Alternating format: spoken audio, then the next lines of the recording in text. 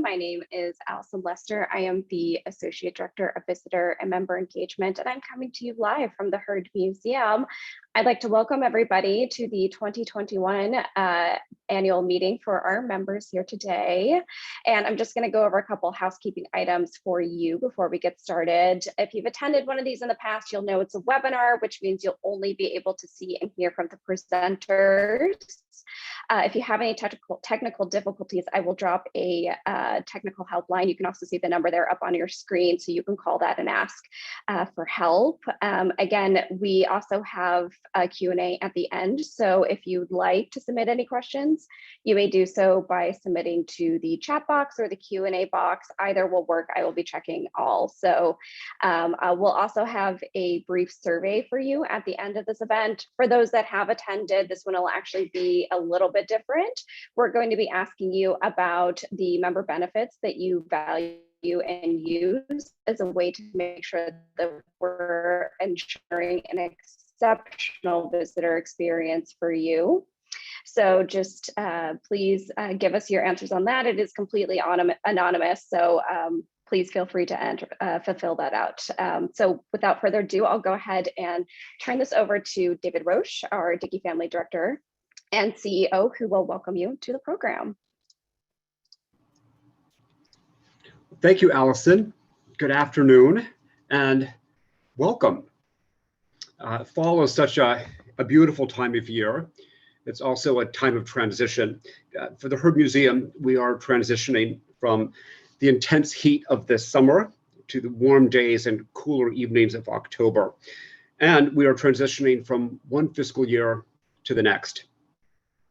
Another transition took place at our Board of Trustees meeting last week. Wick Pilcher completed his term as chairman of the board and passed the baton to John Lomax. Wick did an outstanding job during a very difficult time, and we thank him for his leadership.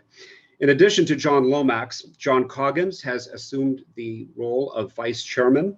Ginger Sykes-Torres will become the secretary, and Karen Abraham has agreed to serve another term as treasurer.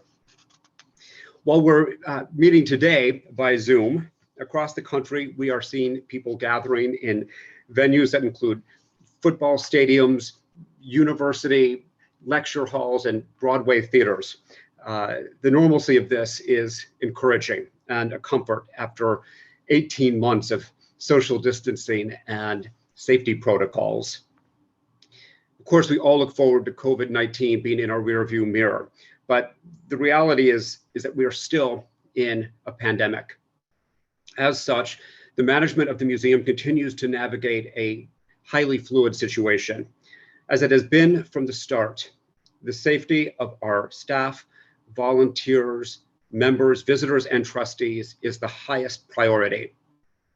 John Bulla, the Deputy Director and CEO of the museum, and I speak daily about updates from the CDC and other state and federal sources relating to COVID-19. We are in regular touch with our peers, locally and nationally, to learn from them what they are doing to keep their visitors safe. With the rise of the Delta variant, I think it's fair to say that museums across the country are feeling a little bit of whiplash when it comes to safety protocols.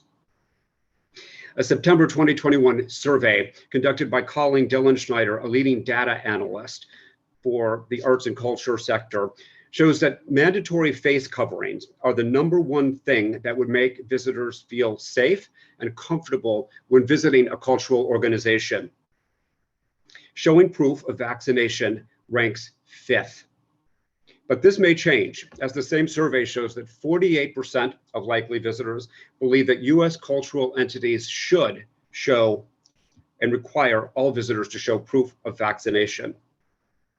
It's important to note that Arizona is one of 5 states with an executive order that prohibits mandates for state-funded organizations, of which the Heard Museum is one. There is good news to report.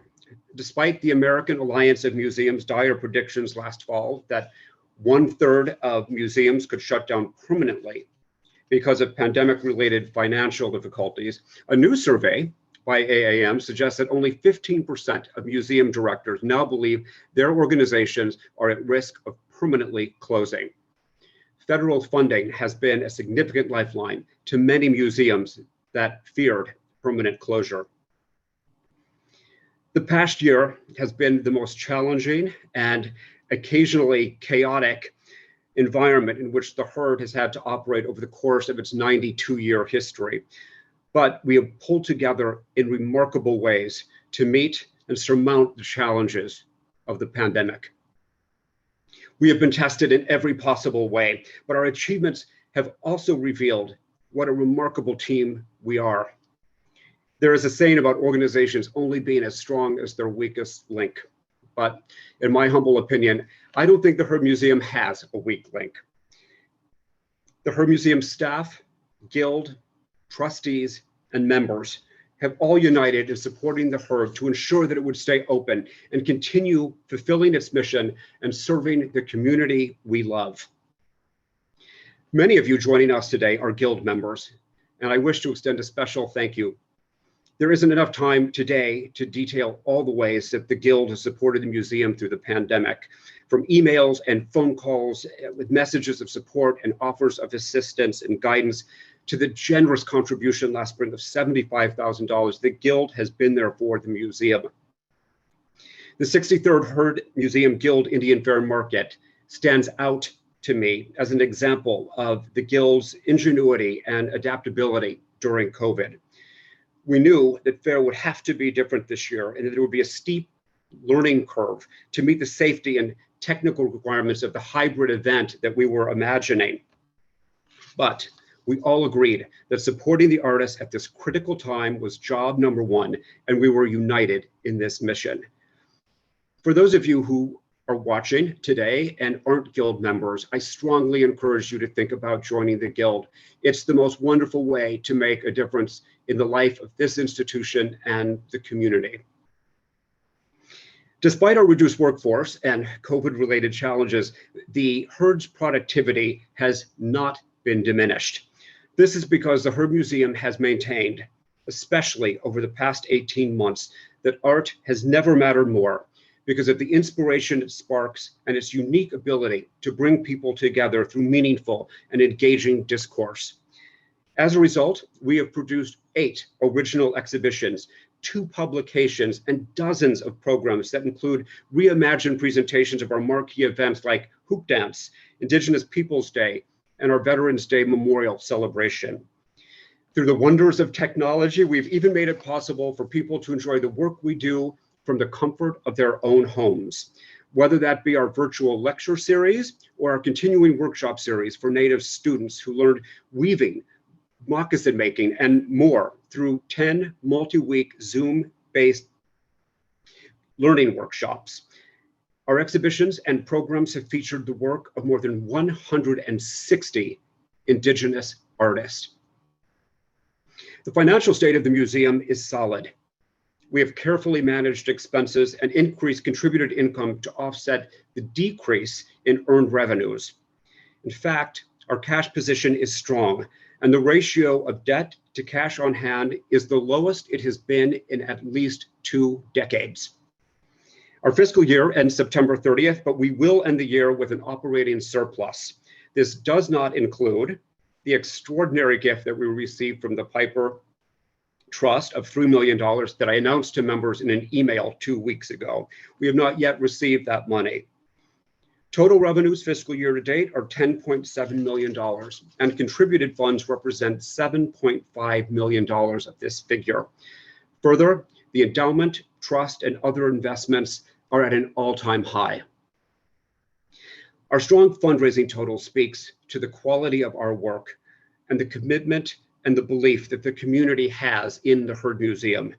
We are deeply grateful to the individuals, foundations, corporations, government agencies, and especially you, our members, for your outstanding generosity. We are simply in awe of you.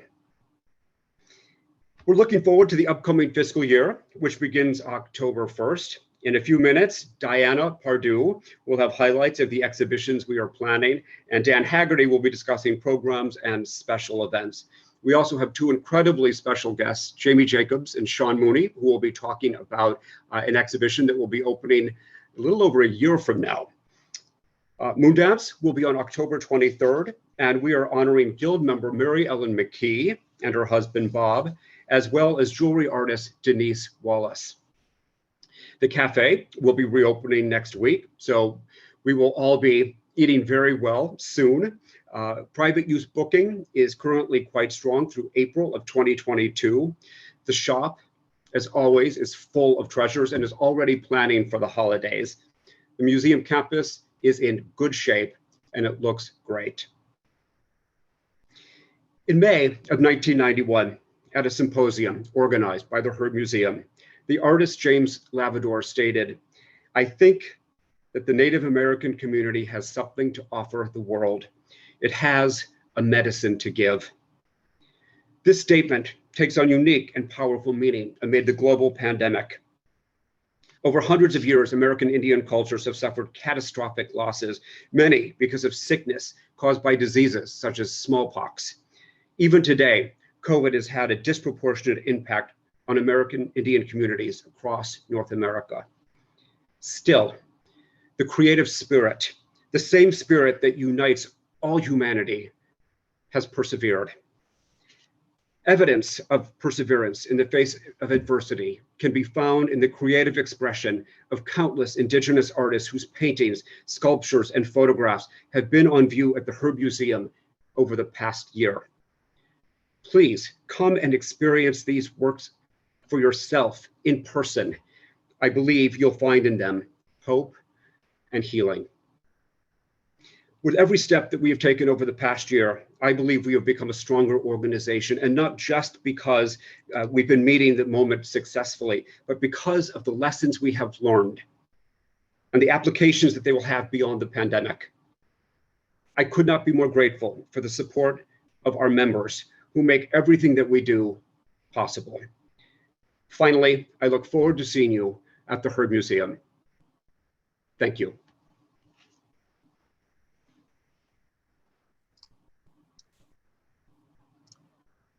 Thank you, David, for that wonderful opening. And with that, I'm going to go ahead and bring up the presentation and turn it over to Dan Hagerty, our Director of Strategic Development and Programs. And I'm going to go ahead and spotlight you, Dan, and you can take it away. Great, Thank thanks, you. Allison. Thank you, David. Allison, just you can hear me, I assume, just doing a little check. So listen, I wanted to just start briefly by following up David's remarks and just adding for a moment that without a doubt, I would say the last 18 months have been, if not the most difficult, certainly among the most difficult of my professional life. And we've all, of course, also had, every one of us have had personal challenges to confront that we've never expected before over these last months. And I want to offer a continued note of thanks to David. The fact is, as hard as the last year and a half have been, I have been continually inspired by the work that we've done, the work that my colleagues have done, our programmers, our curators, just my colleagues here in the administrative office. Everyone that I come across here every day at the Heard Museum has been nothing but dedicated to continuing to advance our work, advance our mission, and continue to seek ways to engage our community, to support the artists that we are so close to and care so deeply about. Every day I am inspired by those efforts. And the truth is, and David said this so eloquently, we couldn't do any of that work were it not for our members. And in addition to being inspired by my colleagues here and by the artists who have persevered through so much, it is our members that have truly inspired me as well. Without a doubt, our members have been there for us before the pandemic, and certainly members showed up throughout the pandemic and beyond, and we are so grateful and inspired by what you do. So with that in mind, Allison, we can change to the next slide here. I'm going to start by sharing with some exciting upcoming programs and events that you'll hopefully that we'll see you here for at the Heard Museum going into the fall. And again, as Allison shared, following me, we'll hear from Diana about our exhibition schedule for the season ahead, and then from our two very exciting special guests. And we can't wait to hear from Sean and Jamie. So it has been a long time since we've geared up for a season of exciting programs. And I'm so happy to say that we're back, and we're very glad to be back. Of course, being back in 2021 means taking special care that we plan our events and activities with ongoing considerations and precautions to continue ensuring the health and safety of patrons, members, staff, volunteers, artists, and our partners. I want to applaud and thank my teammates here in programming and development, Marcus, Samantha, Allison, Jack, Jennifer, and Christina, among all of our colleagues also here at the Heard Museum. They have worked so hard over the past 18 months to sustain engagement with the communities that we serve and doing it safely. Largely, as David was sharing, that's often meant virtual engagement, virtual programs, of course, with a mix of some in-person and hybrid models that we all hear about and talk about so much. But I wanted to share this image here to start my information about what's coming up. This image is a photo taken over the summer. We really began our return to in-person programming with our Master Artist Workshop series. I think many of you have read about that several times in Earthsong and know about it through other ways. This is a very acclaimed program that's fully funded by the Margaret A. Cargill Philanthropies. And this funds several workshops across the Southwest. So this summer, with that program in place and having been virtual for most of the year, we began exploring ways to return to in-person programming safely. And I think this photo really illustrates that work. This is a father and a daughter who participated in our first ever Family Arts Workshop, which is one facet of our Master Artist Workshop series.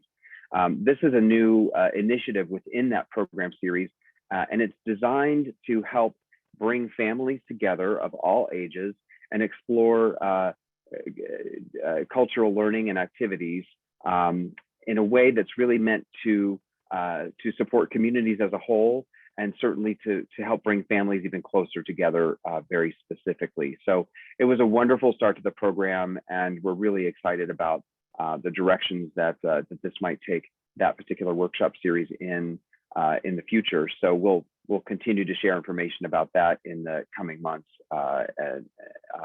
coming weeks and months.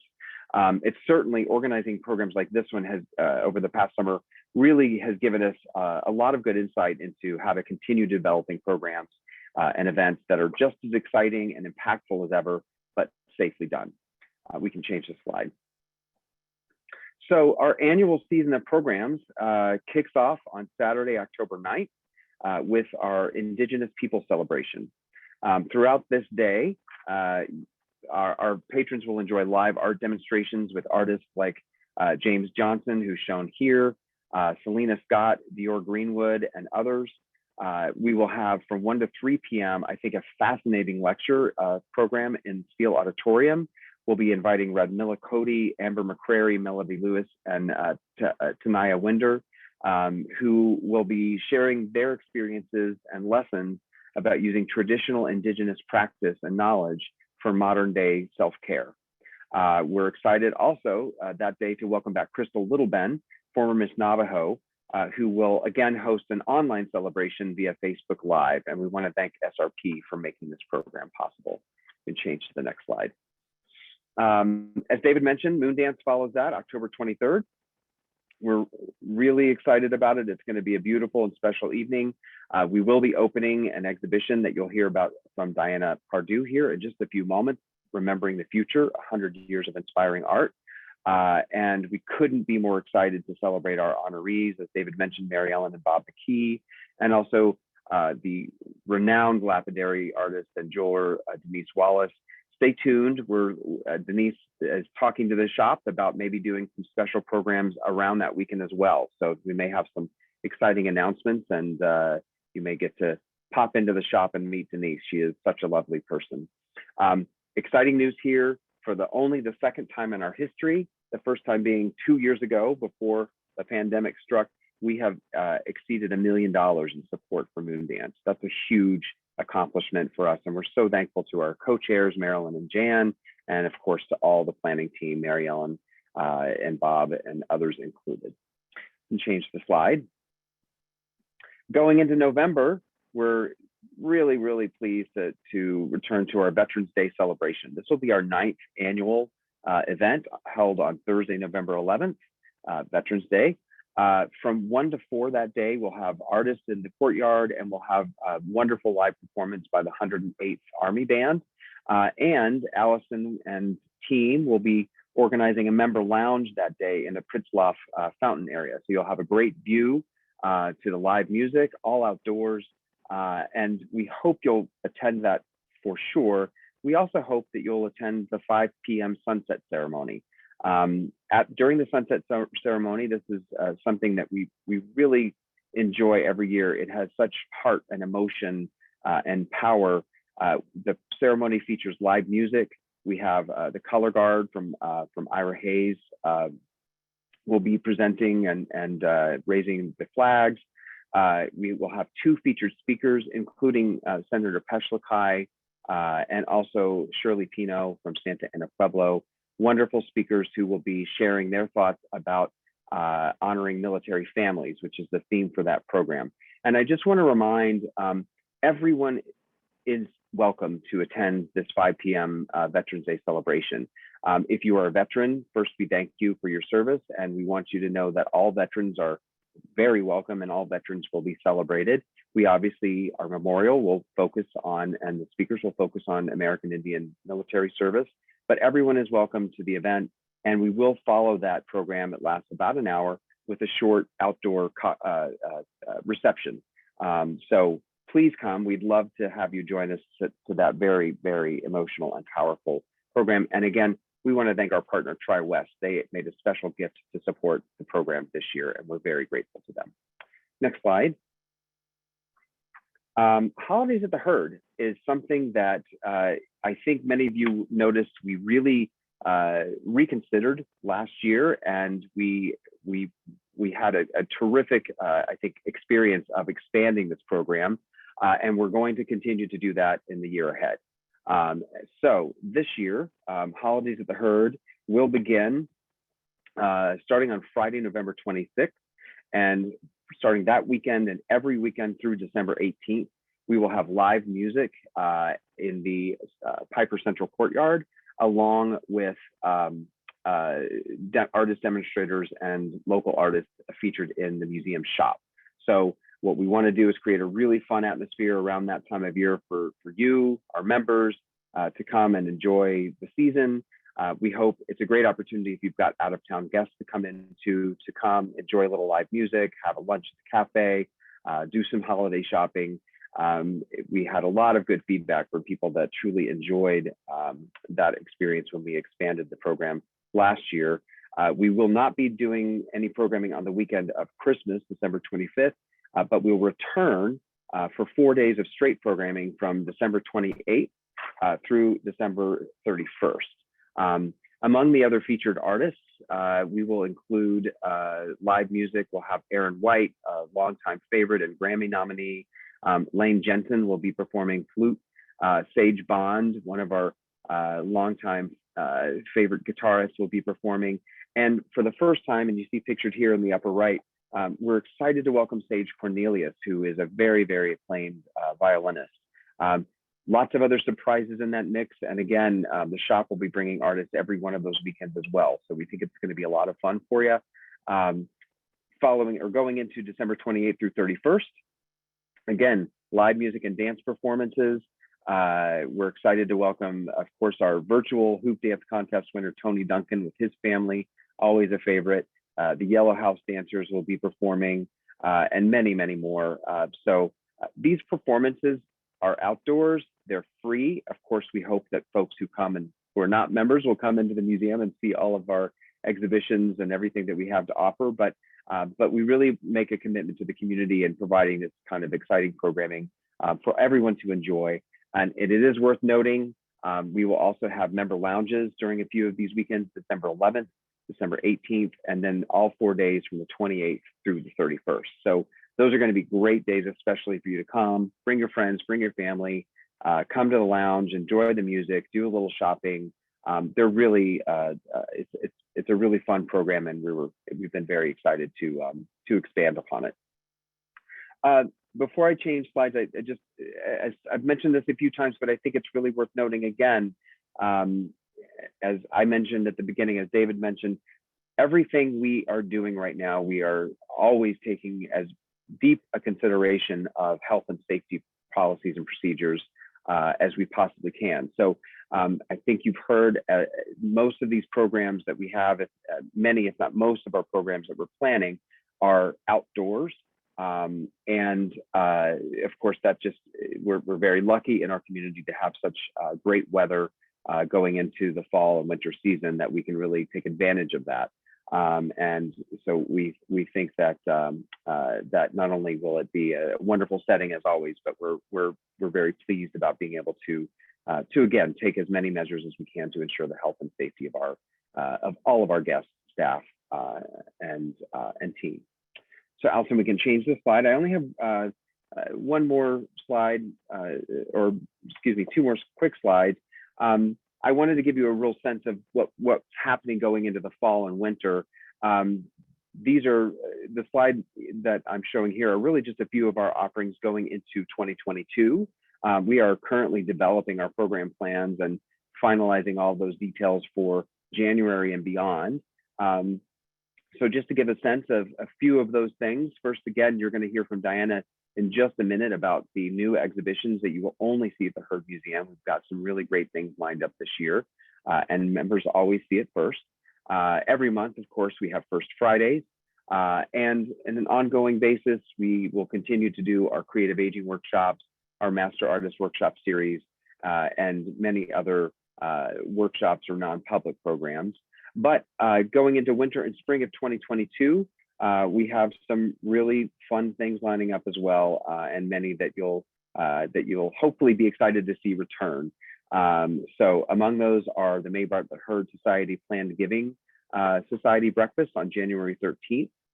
In February, we will celebrate the 5th anniversary of the opening of the Grand Gallery, and part of that celebration will include a public symposium around Remembering the Future, the exhibition that Diana will share about in just a moment. So that's going to be really, I think, exciting and a great opportunity for you to meet a lot of the artists that you'll see in this beautiful exhibition.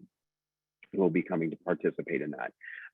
The Hoop Dance Contest, the Heard Guild Indian Fair and Market, and the Carvers Market, all of these we're planning to return again as in-person events, and cannot wait for those to take place.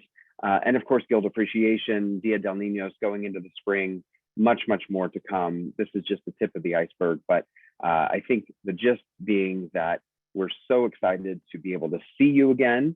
We're so excited to be able to engage with what we do, bring people back to the campus in an exciting way. Of course, you know, we've been open for quite a while, but programming has been a little bit suppressed over the past year. So we're really thrilled to do this. We want to continue, again, to remind you that we're doing all of this planning with health and safety in mind, and we will continue to have a copious number of virtual offerings as well. So don't worry, if you're still not venturing out, that's okay. You're going to have plenty of opportunity to engage with the Heard in the coming months.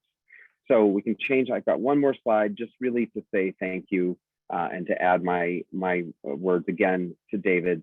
I've been involved in cultural arts nonprofits for 30 years. I've been working in the nonprofit arts sector on 9/11 during the Great Recession.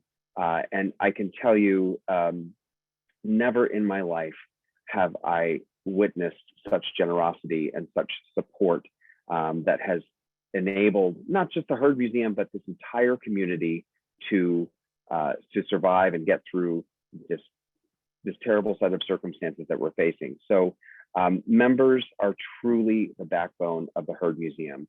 Members provide the single largest source of unrestricted annual support. We rely on it.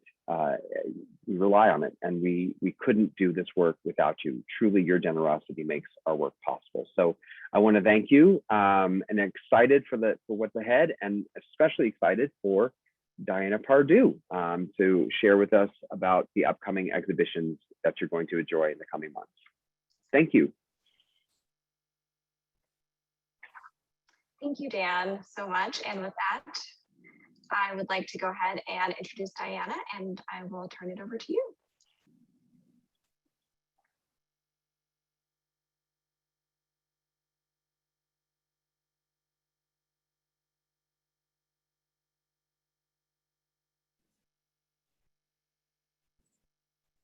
Thank you, Allison. I join my colleagues in thanking our members for their generous support. And we certainly see that in the exhibitions that we have here and the wonderful contributions to the collection. The year that we have planned ahead, we find to be very exciting, and we look forward to bringing that to our members. This is an opening image that gives you a hint of one of the paintings that we have in the exhibit, Remembering the Future. This work is by Emmy Whitehorse. It was completed in 1985, and it's titled 513 Untitled. And Allison, if you could, the next slide, please. Remembering the Future gives us an opportunity to take a thorough look at the painting and sculpture and installation art collection that we have at the Heard. Easel painting actually in the Southwest began in the teens. Awaside was one of the first painters who began to sell his work in 1917, and then went on to receive national attention. He was from San Ildefonso Pueblo, self-taught, and followed by several painters from San Ildefonso, including C.A. Mu, who was also known as Romando Vigil, whose work you see here. This painting was donated by Mr. and Mrs. Byron Harvey III. It was included in an early exhibition of paintings at the Nelson Atkins Museum, and it shows an interest in ceremony, one that was expressed by many of the early painters who started to work in the Southwest. Remembering the Future was an opportunity really for us to look thoroughly at the collection. The idea of having this exhibit was in part prompted by the exhibition Shared Visions and the accompanying symposium that opened in 1991. The exhibit was curated by Margaret Archuleta and Dr. Renard Strickland, and they took a look at painting and determined that there was a fine art movement. We have an opportunity to look at our collection through the decades, and I think as visitors visit and walk through the exhibit, they will see dramatic changes in styles and in techniques, and will gradually see how these art forms have transformed. Next slide, please. And this is a really good example. This work by Pablita Velarde, who had a career that spanned some 70 years. It shows a point in time around the 1970s when she was experimenting with Cubism. Next slide, please. And continuing on the right hand, you see a work by Rick Bartow from 1997. And then on the left, the most recent work added to the collection by Stephen Yazzie from his Coyote series. Dan mentioned that we hope to have a symposium In conjunction with this exhibition, when we had the shared vision exhibit and symposium, it was over a 2-day period and included many artists in the show, some now who have passed away, but the symposium and provided wonderful dialogue and conversation by the artist. And in many instances, we have included some of those statements with labels that accompany their work. We also have other statements from artists that help to give insight to their works. And then we try to put all of those works into a context in the time frame within which they were created. Ann Marshall and I have had a wonderful time really exploring the collection and looking at work that has been created over the past 100 years and really noting the strength of the Heard collection. And again, we want to recognize the donors and many who are our members who have made wonderful contributions that we now have an opportunity to share with our visitors. Next slide, please. Just about 2 years ago, Jean-Paul and Rebecca Velarde made an incredible contribution of 57 Navajo textiles, many with ceremonial themes. They're pictorial textiles, and they formed the basis of the exhibition that opens in November, which is titled Toward the Morning Sun. This exhibit is curated by Velma Craig, curator at the Heard, Ann Marshall, and the Andrew W. Mellon Fellows. We have had opportunity through funding from the Mellon Foundation to bring weavers over a 2 or 3 year period to review textiles. And this collection is one that we have had in which we held those reviews. The textile that you see here has a fascinating history. It was woven around 1900. It is attributed to a weaver, Azdan Nali Chu, and it was acquired by members of the Weatherall family. You may be familiar with them in the trading post that they had near Mesa Verde National Park. They sold the textile within a few years to another trader, Fred Hyde. It was taken to the Louisiana Purchase exhibition in St. Louis in 1904, and it was sold to a private individual. It's quite large in size. It's 94 by 67.5 inches, and it's woven with Germantown yarns, which were from commercial yarns from Germantown, Pennsylvania.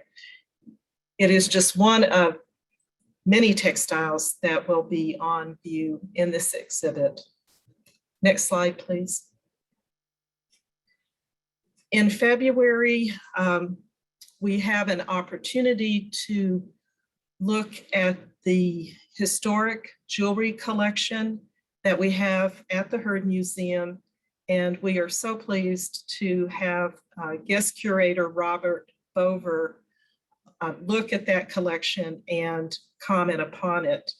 The title that you see is a little bit different of a title, and it really speaks to what we will try to express in this exhibition with Bob's help. These early works were often collected and information not retained with them in terms of when they were made or who made them. And Bob has spent a career looking at techniques and styles and designs. And often he is the person who will get someone will show him a work or send him a photo. And the question that they always ask is, how old is it? So through the course of this exhibit, he will be sharing information about how to date something, how styles changed in silverwork in the Southwest, and how how you can examine and use diagnostics to attribute time periods to those things that are made. There's a diversity of objects in the show. Here's an early belt from the 1870s, 1880s. And if you move to the next slide, other works in the exhibit, such as the squash blossom necklace on the left, made around 1915, 1925. It's a Navajo squash blossom necklace. In the center is a Zuni bracelet from the 1930s with that wonderful blue gem turquoise in it. And on the right-hand side, a bow guard, a Navajo silver bow guard from the turn of the century. And in the course of this exhibit, Bob will also he'll be talking about stylistic changes and techniques, and also examining designs as well. Next slide, please. In April, we have an exhibit curated by Velma Craig and the Andrew W. Mellon Fellows called Oh Baby. This will look at things that were made for children. On the left-hand side, and these are some examples, they will be making this selection and in the fall and planning ahead for spring. These are some things that they may consider. On the left-hand side is a Seminole doll from the early 1900s. And on the right-hand side is a ball from Alaska, made of leather and stuffed with animal fur, very soft and pliable. So we're looking forward to that exhibit and the opportunity for them to take this title and have a range of materials to express this concept. And the last slide, please. In May, we will be exhibiting ledger art from the Hurd collection. Now, this is really one of the earliest drawing forms on paper. And this will replace the Catlin exhibit in the upstairs area. And it's a predecessor, more or less, to the exhibit, Remembering the Future, because it shows works in ledger art. So these were ledger books that were taken, and individuals were recording historical events. This drawing is said to recognize warriors returning from battle. And so there's a line of women on the right-hand side, and the warriors are entering on the left-hand side. The women are wearing war bonnets to recognize the valor of the warriors returning. These are some of the earliest works that we have in the collection, works on paper, and we rely upon the research of visiting scholars, and Ann Marshall and Janet Cantley have spent time researching and developing information to accompany these drawings. That's our season ahead. We're looking forward to it. And again, we thank all of you for the incredible donations that you've made to the art collection, which really enables us to show such diverse and interesting material to our visitors. Thank you.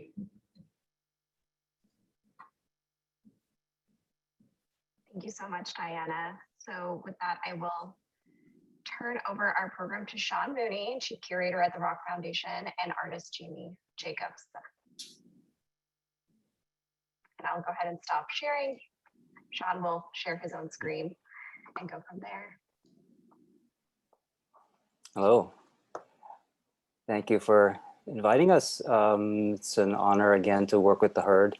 As you may have seen, 3 years ago, I was a co-curator for the Yoa Henri Matisse exhibition at the Hurd, which was the beginning of, or the midway point of many converging stories and works in process over the years, and has led to a new project, which is terrifying and inspiring at simultaneously. I'm not sure how much you've been told about this upcoming project. It is, as David mentioned, opening in October of 22. So it's just outside of this next fiscal year, but we are very, very busy with getting this ready for that date. The exhibition is provisionally titled Substance of Stars. The Heard Museum received a significant research grant to produce a permanent exhibition on the subject of native religions, which was the sort of initial premise. What has developed since then has been a kind of collaboration between 4 native communities in creating a story which has its central theme as origin stories, is the main subject of the exhibition. And so my colleague Jamie Jacobs, who is Tonawanda Seneca from the Hodinoshoni Confederacy, is one of the 4 communities represented in the show. The other 3 are the Yupik of Alaska, and closer to Arizona, the Diné and the Akimel O'odham. And so there are native representatives for each of the 4 groups who are advising and curating and helping with the selections and ensuring that we produce another very beautiful, compelling show. And with the collaboration of the Heard staff, I'm very confident that this is going to be a stunning experience. Jamie, I think you're going to share the screen for the images. Do you have that? I can do it either way. Ah, great. Thank you. So I want to let Jamie sort of lead this talk, but basically to give you the background of where we started here, we're just going to walk you through one of the 4 sections of the exhibition. And the key work of the whole project really is this dress that is in the Heard's collection. It is a collaboration between 3 artists: Orlando Doogie, who's Diné, Benjamin Harjo Jr., who's Shawnee, and Kenneth Williams, who is Seneca and Arapaho. And I refer to it as the Seneca dress, but it's not quite just the Seneca dress. But I do refer to it that way simply because of the iconography of the dress. And what we're going to talk about is the Seneca or Haudenosaunee origin story, which is about Sky Woman. And the iconography on this dress is a kind of nice introduction to all the elements of the Sky Woman story.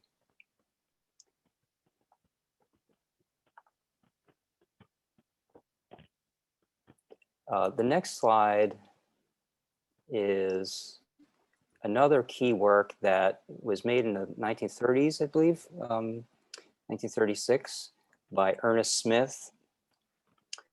And Jamie, I think if you go to full screen, you might be able to show the whole image. Let's see. Yeah, there we go. This is in the collection of the Rochester Museum of Science and Culture.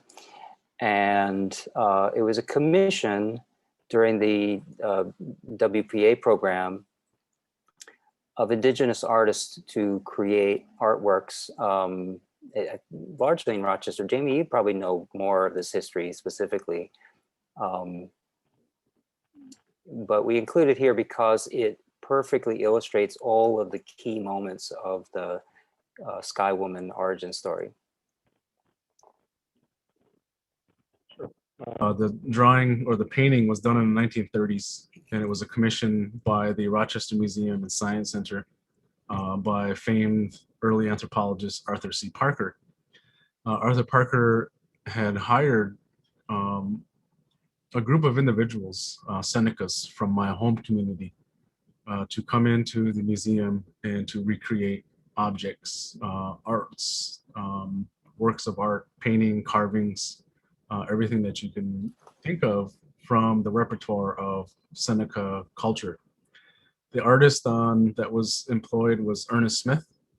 He was commissioned to do this painting, and it was one of the first ones. And the reason why it was one of the first ones is because it depicts the Hodinoshoni creation story.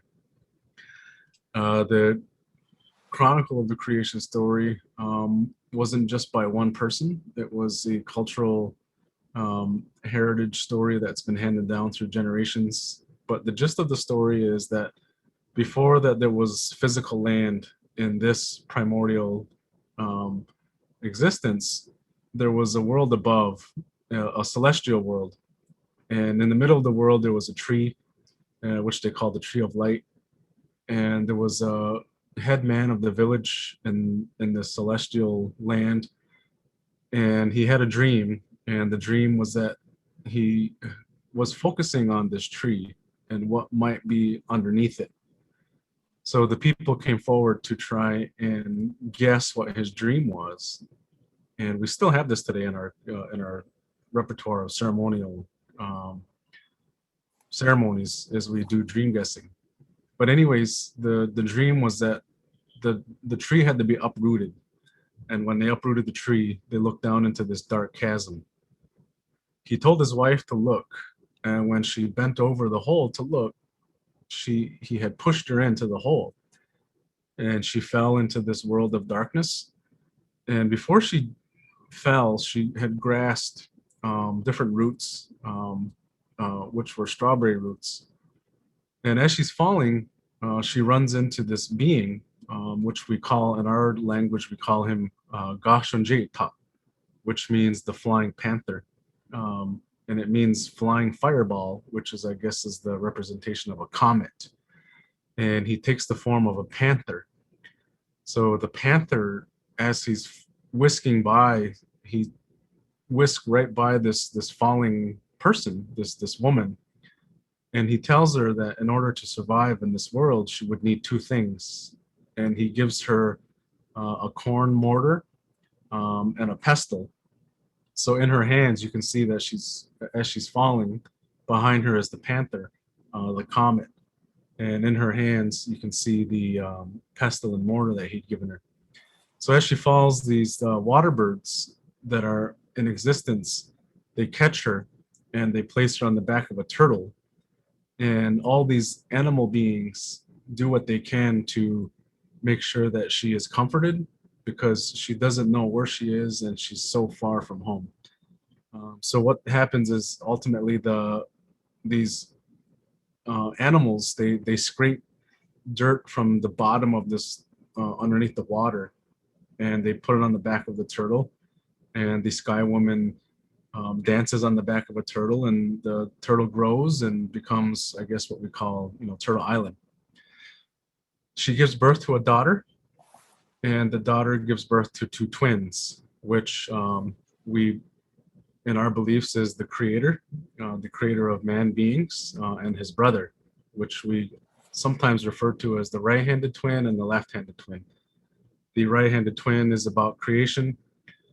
He's about goodness, light. He brings light to the earth. And then his brother is the opposite. He is the opposer, I guess, a negative force, as you will. So they have this like dueling, like this perpetual duel between each other of good and evil, I guess. So what we have depicted here are some possible objects. These are bone combs that were made by my ancestors in the 17th century. As you can see, the 17th century bone combs were not only utilitarian objects, but they were objects that depict the celestial panther. And the panther is this symbol for strength, and he is the first being that is seen by the sky woman when she falls into this world. So these objects to my people and my ancestors are very sacred. We have a ceremony done for combing someone's hair. It's done physically, but it's also a metaphor for straightening a person's mind, because the hair, we believe, is the extension of the mind. So combing someone's hair is you're straightening it out from chaos, whether it be from mourning, death, loss, or something of that nature. This is another individual from my community. Her name was Carolyn Parker. Carolyn Parker was probably one of the first Seneca beadworkers to ever be photographed. And in it's actually not a photograph, it's a daguerreotype.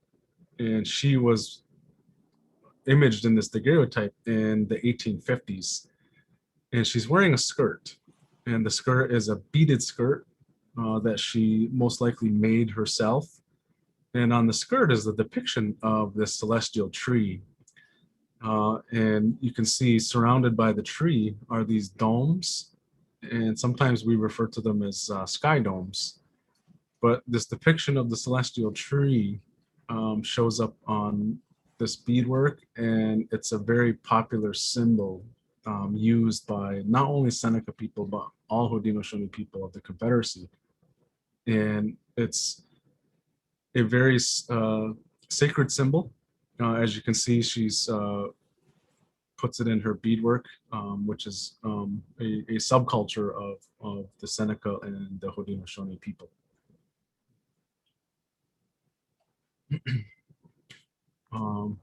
So again, we have a painting by Peter Jemison, a contemporary Seneca artist, of his rendition of this, the turtle and the sky woman who falls on the back of the turtle. And again, to the right, we have a turtle that has been carved out of stone by my ancestors. Again, that dates back to the 17th century. The turtle is one of our clans, one of our 9 clans. I am a Turtle Clan member, and it's one of the oldest clans that we have, and it's one of the biggest. And our clans are hereditary or matrilineal. So my mother was a Turtle Clan, my grandmother was a Turtle Clan, and therefore I'm Turtle Clan. As a man of the Haudenosaunee Confederacy, we are automatically disinherited because of that. And again, this matrilineal society that we have and live by as Haudenosaunee is something that was inherited by the first, being, which was the Sky Woman, and gives birth to the daughter. And this is where we get this tradition from, and it's an honor and kind of like a remembrance to that, the fact that we were born of matriarchal ancestors. These are 2 cradle boards that are from the Heard Museum's collections. I was very excited to see these because they are Hodinosaunee cradle boards, and they were collected early in, I believe, in the 20th century, maybe the late 19th century. But these cradle boards, as we were going through collections and choosing objects, it was kind of like a reminder to me about the birth of these twins, one of light and one of darkness. So we can see the contrast between these 2 cradle boards. And I'm very excited, without giving too much information away, that we will include these in the show to show that part of the creation story. These are the backs of the cradle boards. The one on the left is the one that's been covered in the light paint. And again, it really does represent this idea of the creator who brings light. He creates animals, he creates trees and flowers and colors, and it's very vibrant, and it shows all of these depictions of what we believe the creator had done when he was creating the earth. And to the on the right is the back of the darker cradle board, which kind of does represent a little bit about what his brother represented. He wasn't as vibrant. He was an opposer to what his brother was doing. And he kind kind of have like these crooks in his body. But as you can see, just from the crater boards, we can see that they do, in fact, resemble twin crater boards. And again, I'm very excited to be adding more to this story, which you will see in our upcoming exhibition, a little over a year at the Heard Museum. Here we have a couple more objects from the Heard Museum collections. To the left is wampum, which is very sacred to the Hodinoshoni people. We use it in our ceremonies. We use it in our political council meetings. And wampum is made from the quahog shell, both oceanic and freshwater. And there's only two colors, natural colors to the shell, purple and white. And again, to us, wampum represents peace, represents power, authority, but it also represents friendship. But mainly it represents water. This water being jar on the right of the screen depicts water birds. And again, going back to the Haudenosaunee creation story, it was the water birds who caught the Sky Woman, and they grabbed her and they flew her down to place her on the back of the turtle. We have two Haudenosaunee beaded bags from the Heard Museum collections. And again, these bags are metaphors for the Sky Woman and her daughter. And we have a mother and a daughter here. And we're going to, hopefully represent in the exhibition using these two Haudenosaunee beaded purses from the Heard Museum collections to represent the Sky Woman and her daughter, just as we have the metaphorical representation of the cradle boards of the two twins. Sean, I wasn't sure if you wanted to talk about. Oh, sure. Yes. Yeah, I added a couple of slides here of a visit Jamie and I took to Marie Watt, who's a contemporary Seneca artist who lives in Portland, Oregon. Marie, I think I should just backtrack a little bit to say that we're trying to establish throughout the exhibition a mixture of historic works from the Heard's collection as well as contemporary art.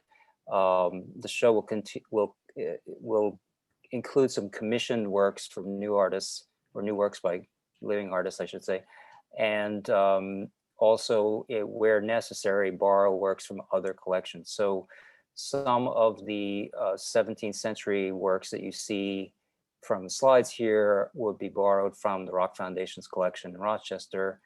Other works like this Turtle Island painting, we will probably be obtaining from Marie's studio directly.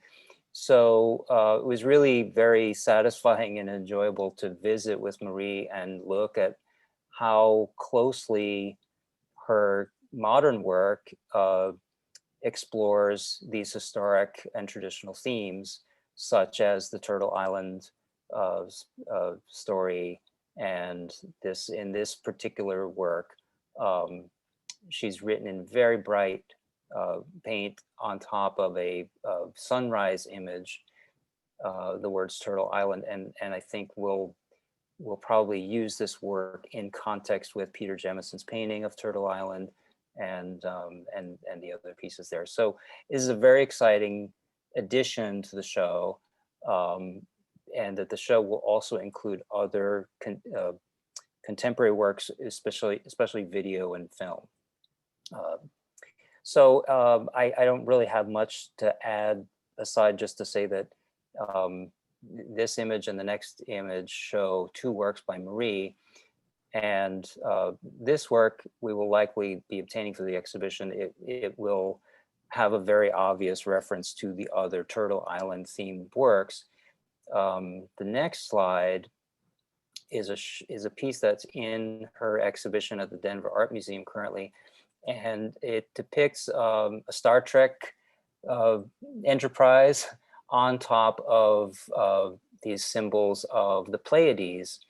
And the Pleiades is also a theme that is running through ancient iconography from Hodinoshoni and many other communities. Jamie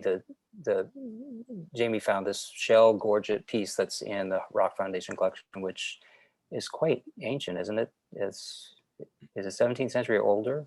Yes, probably 17th or even 16th century. Mm. And you can see quite clearly the reference to the Pleiades, the Seven Sisters, as well as that icon in the center. It's kind of bird-like diagram.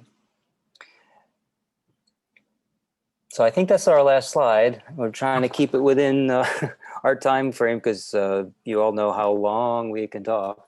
But I should just want to add that it's a deep honor and pleasure to work with Jamie and all the other curators on this project, including the Herd staff. And although this project is being underwritten by a grant that was basically given to the Herd, it's given in the context of all of the great programming that the Herd does on a regular basis. And just to reiterate David's remarks and everyone else's here, the membership of the Herd has been extremely supportive, and we wouldn't be able to do these kind of projects without all of you. So I'm very grateful to be included here. And I'm very honored to work with Jamie and Juna McIntyre, who worked with me on the Yoa exhibition, and will also be working on Substance of Stars. So thank you. Thank you. Both really enjoyed that presentation. And just one moment while I bring up my presentation one more time. All right, hello again. I hope you'll stay with me for just a little bit longer. I promise I won't be too long. As everyone has stated, we are just so grateful for the support you, our members, have given us over the last year and a half. It's always the highlight of my day when I hear from you or bump into you in the courtyard, and you are really what helps keep me and the rest of our team going and wanting to bring you the absolute best in member programming and communication. So thank you. As you know, our members enjoy a wide range of benefits going into the next year. You'll continue to receive regular benefits like complimentary admission, discounts in our shops and cafes, member preview hours, tailored communications like members at home, which was something we created in March of 2020 as a way to bring you the most up-to-date information every other week direct to your inbox, and our members only publication Earth Song, which is going to be due in your inbox soon. It is offered to all of our members digitally and mailed to members at the supporter level and above. Going into the next year, members will enjoy a fairly robust event calendar. I'm really looking forward to it, with a mix of in-person and virtual events. I'll go ahead and show the next slide. So member preview hours and openings will continue, first with Remembering the Future.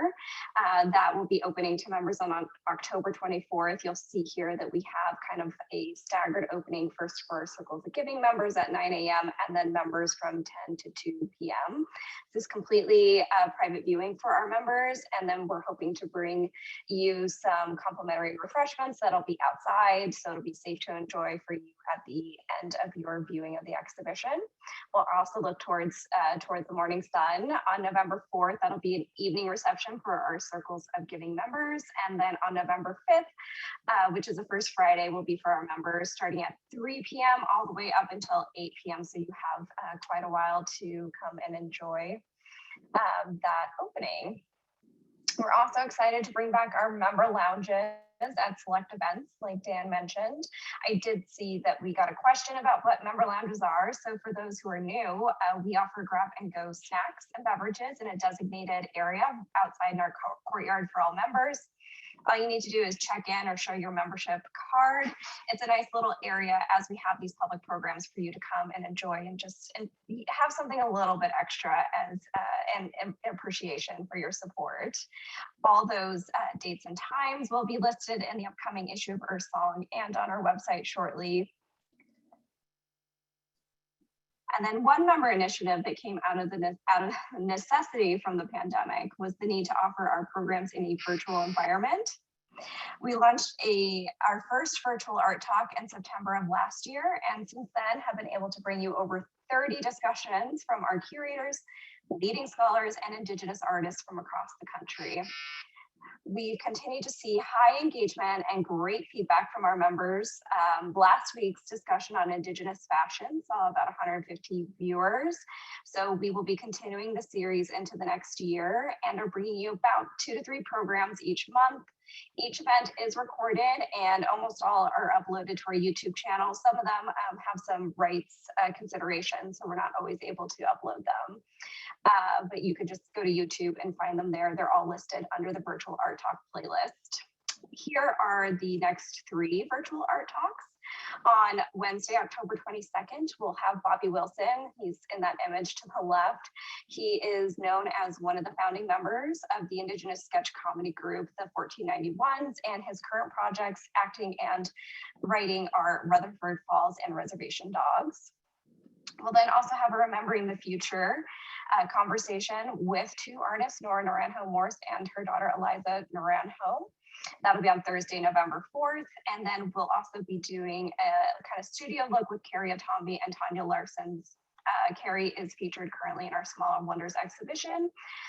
And she has worked with Tanya as well in the past. So again, just check the upcoming program listings in our song, the website, and in your Members at Home email series. Finally, I would just like to briefly mention 2 of our most beloved events and benefits to members. The World Championship Hoop Dance Competition will return on February 12th and 13th, as Dan mentioned, and the 64th Annual Heard Museum Guild Indian Fair Market will return the first weekend in March 2022. As members, you will once again receive special members only pricing for both events and early admission to the fair on Saturday, March 5th at 8:30 a.m. Tickets will go on sale soon, and just for those who are at the supporter level and above, your complimentary tickets will be mailed in early January, so just be on the lookout for that. If you're unsure, just always drop us a line. We're happy to look up your membership level and let you know. So again, that's just a brief overview of some of our benefits and events available for our members this year. There's always so much more I could go over, but if you ever have any questions or special requests, please don't hesitate to reach out to us. We are here for you and we'll do everything we can to make sure you have the best member experience possible. So enough from me. I'm going to go ahead and open it up to questions, and I'm going to go ahead and stop sharing my screen and just kind of take a quick look. I believe we had one for Sean and Jamie. Let's see, go ahead. Sean, I see you kind of mentioned it in the chat, but so the Sky Woman story image is in a book, and if you could just kind of explain what that book is. Oh, I'm not sure which book is the person's referring to. That painting is pretty widely published, so it's probably in several books. It's in the collection of the Rochester Museum and Science Center. So if you go to rmsc.org, they likely have a page about Ernest Smith, Eugene Smith, and probably a reproduction of that image. I think I've copied that image from their website at one point or another, so there's probably some reference to it there. Jamie, maybe you know where else it's published? It's I've seen it in a number of books. Yeah, it's pretty popular. There is one book that you can probably purchase online. It's called Myth of the Earth Grasper, and it's a detailed story of the creation story that was told by an elder in the 19th century. It was collected by J.N.B. Hewitt, who was an anthropologist of the Smithsonian National Institute, and he sought out one of the most knowledgeable people about this subject, and they actually wrote it all out in our language, and then J.N.B. Hewitt translated it, and then it was later on retranslated for contemporary readers into what we call the Myth of the Earth Grasper. Great, thank you.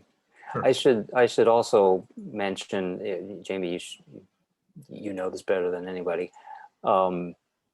this is one version of the Sky Woman story, which there are infinite versions of. And typically when one is discussing it, it's the kind of thing where it would, by oral tradition, take several days to tell the whole story.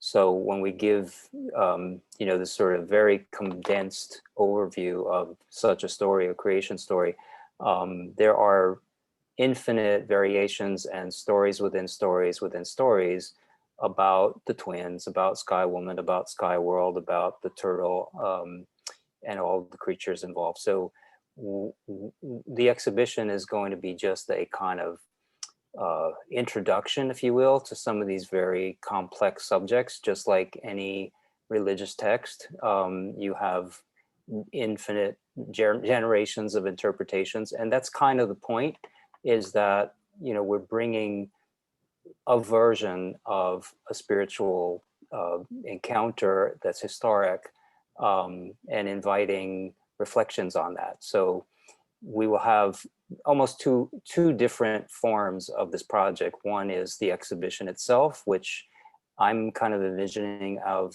having a life of its own, whereby over time it will grow.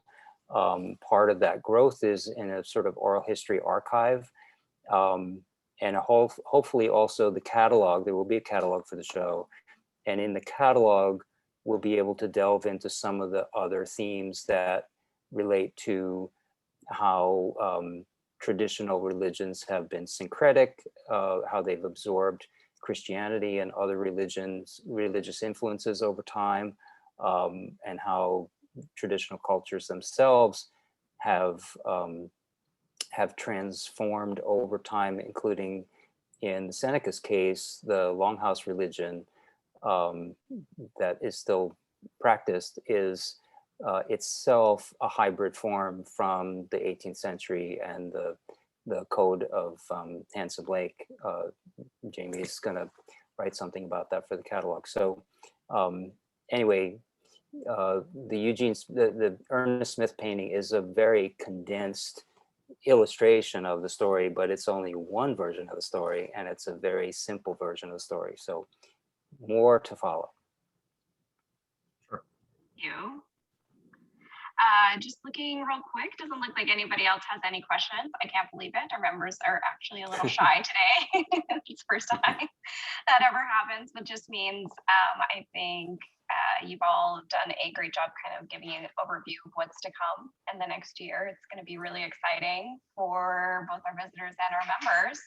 So with that, I'll go ahead and wrap up. This is being recorded, so I will be posting this on YouTube in about a week. You can always look back to that. And if you have any questions, just send me an email. I would just like to say that I hope to see some of you in person this next year.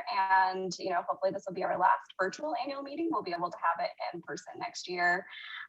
Thank you so much for your incredibly generous support. Thank you, everyone, David, Dan, Diana, Sean, Jamie, for taking the time to talk to our members today. And again, like I said, as soon as you exit out, you'll get a member benefit survey. So please let us know which benefits you value, which benefits maybe you want to see more of. We really do take that into consideration as we plan out what's available for you. So thank you all so much. It's been great, and we'll see you in the upcoming season. Thank you very much. Thank you.